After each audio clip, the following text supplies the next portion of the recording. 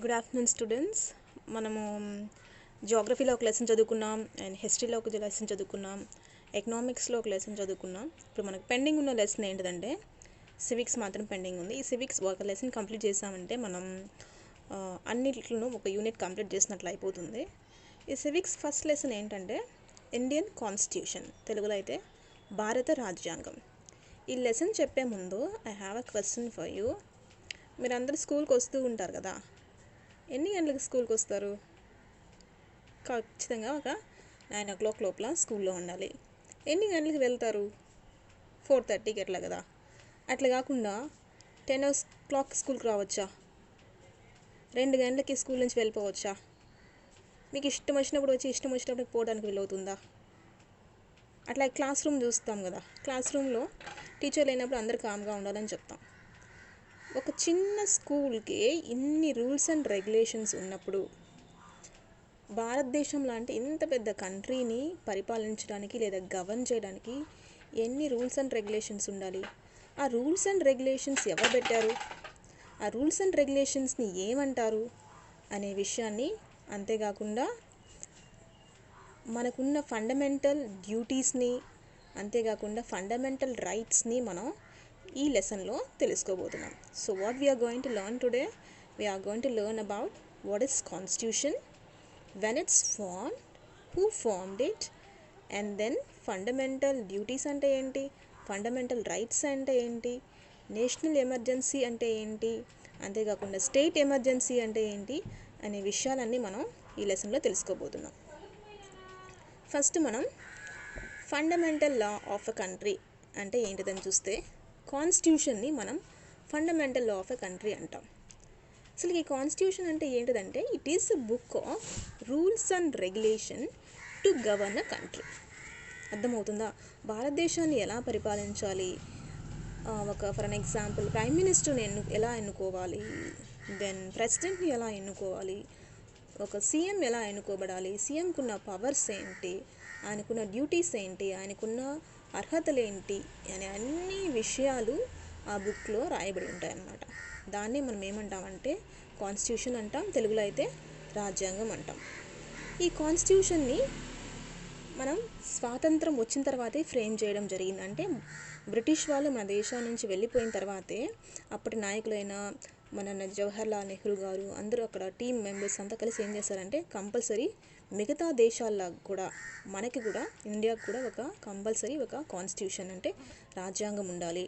దాంట్లో మన దేశాన్ని పరిపాలించడానికి కావాల్సిన అన్ని అంశాలు ప్లస్ మన సిద్ధాంతాలు, భారతదేశానికని కొన్ని సిద్ధాంతాలు ఉంటాయి, శాంతి, ఇరుగు పొరుగు దేశాలతో శాంతిగా ఉంటుంది కదా, ఇట్లా అన్ని సిద్ధాంతాలు దాంట్లో వచ్చి ఏం చేస్తారంటే పొందుపరుచుంటారు.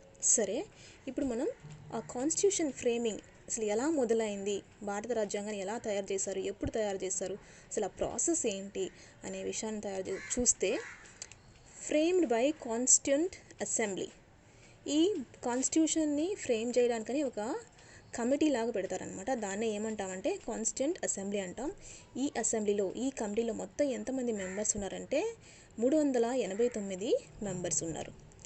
ఈ కాన్స్టిట్యూంట్ అసెంబ్లీ యొక్క ఫస్ట్ మీటింగ్ వచ్చి December 9, 1946లో జరిగిందనమాట. ఈ మీటింగ్కి ప్రెసిడెంట్ ఎవరంటే వయసులో చాలా పెద్దవాడు, ఆ కమిటీలో చాలా పెద్దవాడుగా ఉన్న సచ్చిదానంద సిన్హానే ఈ కాన్స్టిట్యూంట్ అసెంబ్లీ యొక్క ఫస్ట్ ప్రెసిడెంట్గా వ్యవహరిస్తారు. ఆ తర్వాత ఈ కాన్స్టిట్యూంట్ సిఏ అంటే నేను షార్ట్ ఫామ్లో కాన్స్టిట్యూంట్ అసెంబ్లీ అని పెట్టాను. ఈ సిఏ కాన్స్టిట్యూంట్ అసెంబ్లీ వచ్చి మొత్తం 11 సెషన్లు మీట్ అవుతారనమాట. మొత్తం 11 సెషన్స్ ప్లస్ 166 రోజులు మీట్ అయ్యి దాంట్లో చాలా అంశాలు చేరుస్తారు, కొన్ని అంశాలు తీసేస్తారు. మొత్తం అమెండ్మెంట్స్, మొత్తం ఎన్నిసార్లు అంటే అమెండ్మెంట్ అంటే ఒకదాని ఫస్ట్ ఓకే ఈ అంశం దీంట్లో ఉంది అని పెట్టిన తర్వాత వద్దు ఇది సెట్ కాదు అని అనిపిస్తే దాన్ని తొలగిస్తారనమాట. దాన్ని ఏమంటారంటే అమెండ్మెంట్స్ అంటారు. ఇట్లా ఈ కాన్స్టిట్యూంట్ అసెంబ్లీలోనే మొత్తం 2473 అమెండ్మెంట్స్ అనేవి జరిగినాయి. సరే, కాన్స్టిట్యూంట్ అసెంబ్లీ ఏం చేసిందంటే ఓకే మన దేశానికి ఏ అంశాలంతా ఉండాలి అని మొత్తం ఐడియాస్ని వాళ్ళొక డ్రాఫ్ట్ ఫామ్లో ఇచ్చేస్తారనమాట. ఆ డ్రాఫ్ట్ ఫామ్లో ఇచ్చిన దాన్ని వ్రాయాలి కదా, ఒక బుక్గా పొందుపరచాలి కదా. దానికోసం ఏం చేస్తారంటే డ్రాఫ్టింగ్ కమిటీని ఏర్పరుస్తారు. డ్రాఫ్టింగ్ కమిటీ అంటే ఆ కాన్స్టిట్యూషన్ని రెడీ చేసే, అంటే రిటర్న్ ఫామ్లో రెడీ చేసే ఒక ప్రక్రియ. దీనికి కమిటీ ఎవరంటే doctor B R Ambedkar drafting committee యొక్క చైర్మన్గా ఉంటారు. సో అందుకనే ఆయనకి ఏం పేరు అంటే he is the father of Indian constitution అనే పేరు కూడా వచ్చింది. ఇట్లా తయారైన ఇండియన్ కాన్స్టిట్యూషన్, ఐసీ అంటే ఇండియన్ కాన్స్టిట్యూషన్, ఎప్పటికీ అంతా ఓకే, అంతా రెడీ అయిందంటే 1949 నవంబర్ 26వ తారీఖున కాన్స్టిట్యూషన్, మన ఇండియన్ కాన్స్టిట్యూషన్ అనేది రెడీ అయింది. అట్లా ఆ కాన్స్టిట్యూషన్లో ఏమేమి ఉన్నాయి అని చూస్తే ప్రియాంబుల్ ఉంది. ప్రియాంబుల్ అంటే మనం జస్ట్ ఒక బుక్ ఓపెన్ చేస్తామనుకోండి, దాంట్లో ఫస్ట్ పేజ్ ఉంటుంది కదా, ఆ బుక్ దేని గురించి చెబుతుంది అనే విషయాలన్నీ దాన్ని ఏమంటారంటే ప్రియాంబుల్ అంటారు, తెలుగులో అయితే పీఠిక. అంతేకాకుండా 22 పార్ట్స్ ఉన్నాయి మన ఇండియన్ కాన్స్టిట్యూషన్లో, 395 ఆర్టికల్స్, ఆ తర్వాత 8 స్కెడ్యూల్స్ మన ఇండియన్ కాన్స్టిట్యూషన్లో ఉన్నాయి. ఇట్లా రెడీ అయిన ఇండియన్ కాన్స్టిట్యూషన్ ఎప్పుడు అమల్లోకి వచ్చిందంటే, అంటే ఈ ప్రక్రియ ముగిసిందేమో 1949 నవంబర్ 26న మన ఇండియన్ కాన్స్టిట్యూషన్ రెడీ అయింది. రెడీ అయినప్పటికీ అది అమల్లోకి వచ్చిన సంవత్సరం చూస్తే 1950 జనవరి 26న. ఈ జనవరి 26 అనేది మీకు ఐడియా ఉందా? మనం ఒక నేషనల్ ఫెస్టివల్గా జరుపుకుంటాం. ఏంటిదో గుర్తుందా? చెప్పండి చూద్దాం, ఏం ఫెస్టివల్ అది? ఎవరో ట్రై చేస్తున్నట్టుగా ఉన్నారు, చెప్పండి. మన 2 నేషనల్ ఫెస్టివల్స్ ఉన్నాయి, ఒకటేమో ఇండిపెండెన్స్ డే, ఇంకోటి రిపబ్లిక్ డే. అవును, జనవరి 26న మన ఇండియన్ కాన్స్టిట్యూషన్ ఎఫెక్ట్లోకి వచ్చింది కాబట్టి మనం ఆ రోజుని మనం రిపబ్లిక్ డేగా జరుపుకుంటున్నాం.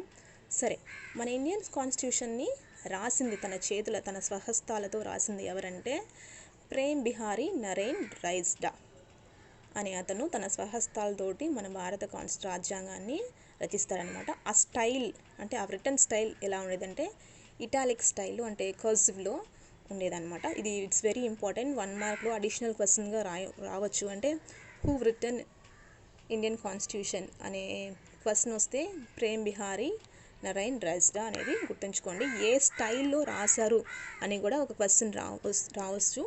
దానికి ఏం స్టైల్ అంటే ఇటాలిక్ స్టైల్ అనేది దానికి ఆన్సర్. నెక్స్ట్, మన భారత రాజ్యాంగం యొక్క ప్రత్యేక లక్షణాలు, సేలియన్ ఫీచర్స్ ఆఫ్ ఐసీ అంటే ఇండియన్ కాన్స్టిట్యూషన్.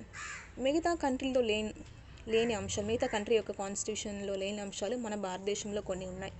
అవి ఏంటివి అని చూస్తే, it is the lengthiest constitution in the world. Lengthiest constitution అంటే it's not type, it is handwritten. దాన్ని గుర్తుంచుకోండి. అంటే చేతి రాతతో రాసిన కాన్స్టిట్యూషన్ల కల్లా చాలా పెద్దది ఏంటంటే మన ఇండియన్ కాన్స్టిట్యూషనే.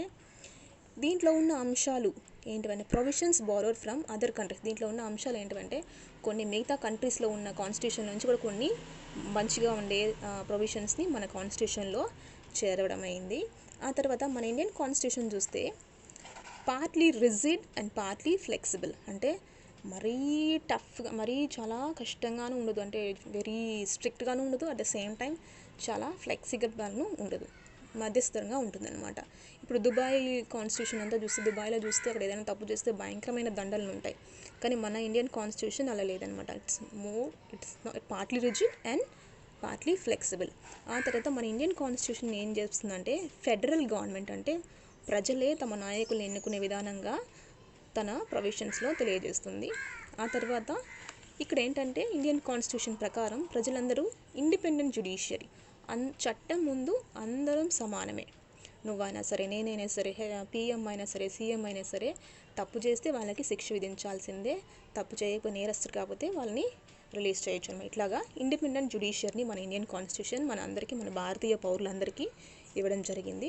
అంతేకాకుండా ఇండియన్ కాన్స్టిట్యూషన్ ప్రకారం 18 ఇయర్స్ ఎవరైతే కంప్లీట్ చేస్తారో వాళ్ళందరికీ వాళ్ళ క్యాస్ట్ కాకుండా, వాళ్ళ ఏ లాంగ్వేజ్ అయినా అవ్వచ్చు, హిందూ అయినా కానీ, క్రిస్టియన్ అయినా కానీ, ముస్లిం, ఎవరికైనా కానీ, ఎవరైతే భారత పౌరులు సిటిజన్సో వాళ్ళందరికీ 18 ఇయర్స్ నిండితే వాళ్ళందరికీ ఓటు హక్కు అనేది మన ఇండియన్ కాన్స్టిట్యూషన్ ప్రసాదించింది. ఇది మన ఇండియన్ కాన్స్టిట్యూషన్ యొక్క సేలియన్ ఫీచర్స్. సేలియన్ ఫీచర్స్ అంటే ప్రత్యేక లక్షణాలు. Next we will move on to preamble. నేను ఆల్రెడీ చెప్పాను కదా మన కాన్స్టిట్యూషన్లో ఏమేమంతా ఉంటాయని. ఫస్ట్ మనం ప్రియాంబుల్ గురించి తెలుసుకుందాం. ప్రియాంబుల్ అంటే ఏంటిదంటే ఆ కాన్స్టిట్యూషన్ యొక్క ఒక ఇంట్రడక్షన్ని, మనం ఇండియన్ కాన్స్టిట్యూషన్ యొక్క ఇంట్రడక్షన్ని మనం ఏమంటామంటే ప్రియాంబుల్ అంటాం. అంటే ఈ కాన్స్టిట్యూషన్ ఏమంతా ఉంది, ఈ కాన్స్టిట్యూషన్ దేని గురించి చెప్తుంది అనే విషయాన్ని ప్రియాంబుల్లో షార్ట్ ఫామ్లో రాసి ఉంటారు. అందుకే దీన్ని ఏమంటారంటే కీ టు ఇండియన్ కాన్స్టిట్యూషన్. ప్రియాంబుల్ని కీ టు ఇండియన్ కాన్స్టిట్యూషన్ అని మనం అంటాం, గుర్తుంచుకోండి. ఈ ఐడియాని, దీంట్లో ఉన్న అబ్జెక్టివ్స్ని ఎవరి ఐడియా ప్రకారం జరిగిందంటే మన అప్పటి ప్రధానమంత్రి అయిన శ్రీ జవహర్లాల్ నెహ్రూ ఆధ్వర్యంలో దీంట్లో ఉన్న ప్రొవిజన్స్ రాయడం జరిగింది. దీంట్లో ఈ ప్రియాంబుల్లో ఇండియా అని ఎలా పిలుస్తారంటే SSSR. ఇది ఒక కోడ్ అనమాట. సమ్టైమ్స్ ఈ కోడ్ని మనకు వచ్చి దీని ఆర్డర్ని కూడా అడుగుతారు, దాన్ని గుర్తుంచుకోండి. ఆ తర్వాత 1.5 సిటిజన్షిప్, భారత పౌరసత్వం తెలుగులో అయితే.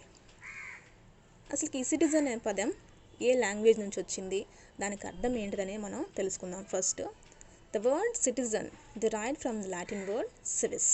అంటే సిటిజన్ అనే పదం సివిస్ అనే లాటిన్ పదం నుండి వచ్చిందనమాట. దీనికి అర్థం ఏంటంటే సిటీలో, నగరంలో నివసించే వాళ్ళని ఏమంటామంటే సివిస్. ఇప్పుడు మనం సిటిజన్ అని అంటాం. నెక్స్ట్, మన భారత రాజ్యాంగం ప్రకారం మనకేంటంటే సింగిల్ సిటిజన్షిప్ మాత్రమే ఉంది. అంటే ఫర్ అన్ ఎగ్జాంపుల్, నేను ఇక్కడ ఉన్నాను అనుకోండి, ఇక్కడ నాకు భారత పౌరసత్వం ఉంది. నేను ఏం చేస్తున్నాను, ఈ కంట్రీ నుంచి వేరే కంట్రీకి వెళ్ళిపోతాను. అమెరికాకి వెళ్ళాను అనుకోండి, అక్కడ పౌరసత్వం తీసుకుంటే నేను ఇక్కడ పౌరసత్వాన్ని నేను వదులుకోవాల్సి వస్తుంది.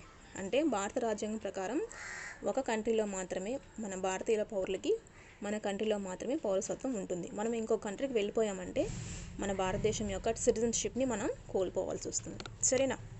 Okay, next we will move on to the next topic. Next ఏంటంటే ఫండమెంటల్ రైట్స్, అంటే ప్రాథమిక విధులు. ప్రాథమిక విధులు ఎవరి కోసం అంటే భారతదేశ పౌరులందరమైన మన అందరి కొరకు. ఇవి మొత్తం ఏంటంటే 6 ఇన్ నంబర్.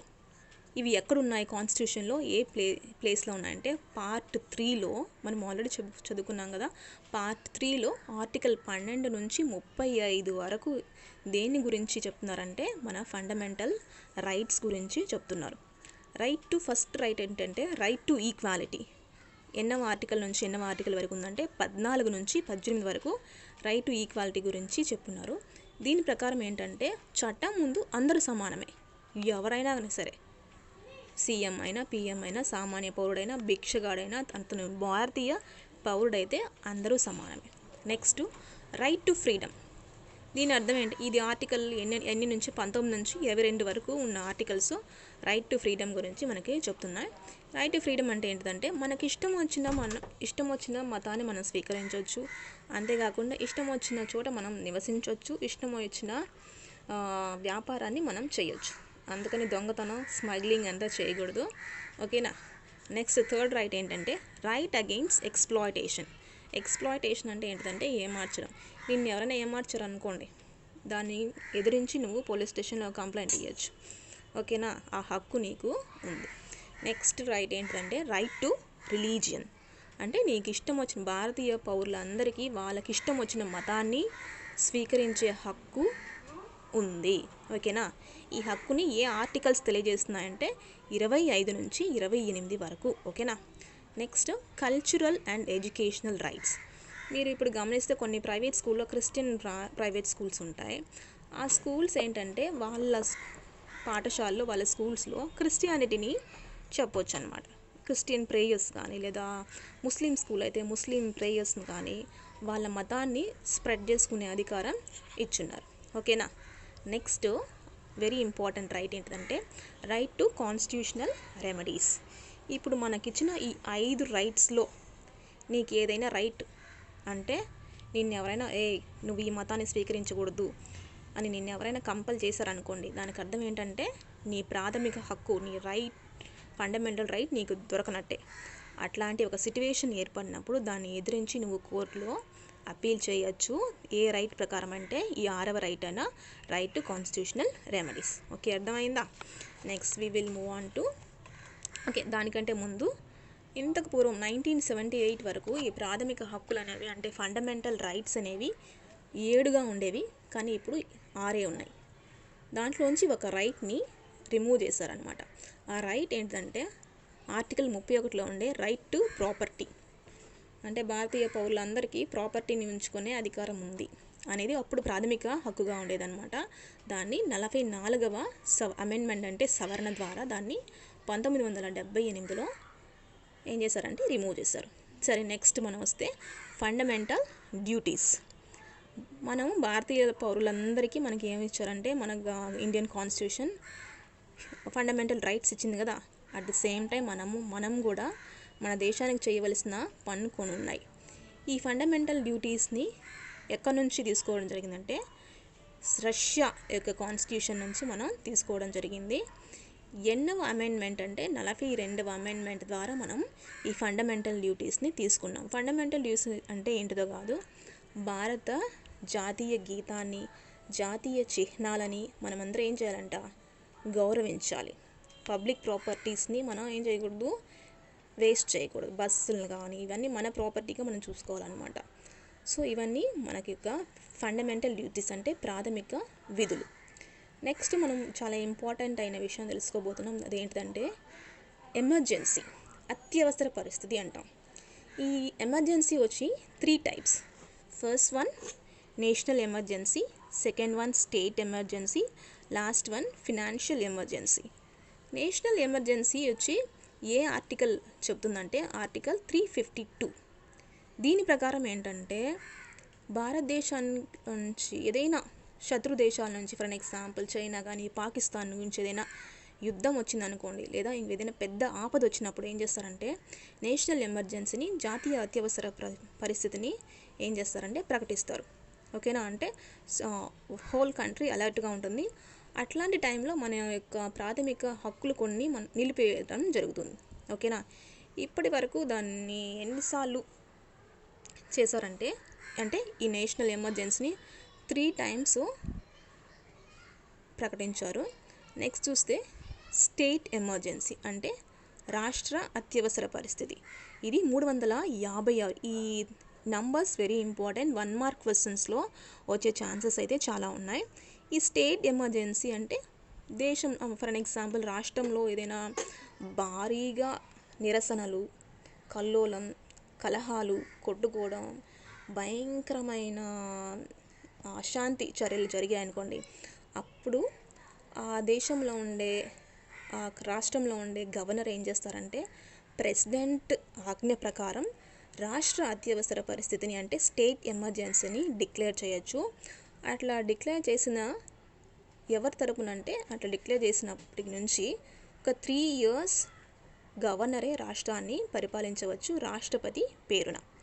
సో ఈ జాతీయ అత్యవసర పరిస్థితి కానీ, స్టేట్ ఎమర్జెన్సీ కానీ అండ్ ఫినాన్షియల్ ఎమర్జెన్సీ కానీ ప్రకటించే అధికారం ఎవరికి ఉందంటే only for president of India. ఇప్పుడు మన ప్రెసిడెంట్ ఎవరో మీకు తెలుసా? నేను ఎన్నోసార్లు చెప్పాను, చెప్పండి చూద్దాం. చాలామంది చెప్తున్నారు, కొంతమంది కామ్గా ఉన్నారు. ఓకే, మన ప్రస్తుత ప్రెసిడెంట్, ఇండియన్ ప్రెసిడెంట్ ఎవరంటే శ్రీ రామ్నాథ్ కోవింద్. లాస్ట్ ఒకటి ఉంది, ఏంటిదంటే ఫినాన్షియల్ ఎమర్జెన్సీ. ఇది ఆర్టికల్ 360. భారతదేశంలో ఏదైనా అంటే ఆర్థిక అత్యవసర పరిస్థితి ఏర్పడినప్పుడు, ఫర్ ఎగ్జాంపుల్ నిధులన్నీ చాలా తక్కువైపోయినప్పుడు ఏం చేయొచ్చు అంటే ప్రెసిడెంట్ ఏం చేస్తారంటే గవర్నమెంట్ ఎంప్లాయీస్ అంటే central government employees, state government employees and Supreme Court judges, high court judges, మిగతా అందరూ జడ్జెస్ అండ్ గవర్నమెంట్ ఎంప్లాయీస్ యొక్క శాలరీస్ సగానికి సగం కట్ చేసే రైట్ ప్రెసిడెంట్కి ఉంది. దేని ప్రకారం అంటే ఈ ఫినాన్షియల్ ఎమర్జెన్సీ ప్రకారం. That states 360 article. సో ఇది కానీ ఇప్పటివరకు ఏంటంటే ఇంతవరకు కూడా ఈ ఫినాన్షియల్ ఎమర్జెన్సీ అనేది ఇంతవరకు ప్రకటించలేదు. స్టేట్ ఎమర్జెన్సీ ఒకసారి జరిగింది, ఎప్పుడంటే 1951లో పంజాబ్లో స్టేట్ ఎమర్జెన్సీ, అక్కడ కల్లోలం జరిగితే అప్పుడు స్టేట్ ఎమర్జెన్సీని డిక్లేర్ చేశారు. సో ఇది స్టూడెంట్స్ ఈ లెసన్ యొక్క మెయిన్ జిస్ట్. మీరు ఒకసారి లెసన్ చదవండి, ఈ వీడియోని 1-2 సార్లు చూడండి, మీకు అర్థమవుతుంది. వెరీ షార్ట్ ఫామ్లో వెరీ కీ పాయింట్స్ మాత్రం నేను మీకు చెప్పినాను. I hope you can understand. నాకు కమెంట్స్లో మీ అంటే మెసేజ్ పెట్టండి అర్థమైతే, లేదంటే కూడా నాకు చెప్పండి. I will try to explain once again. Thank you.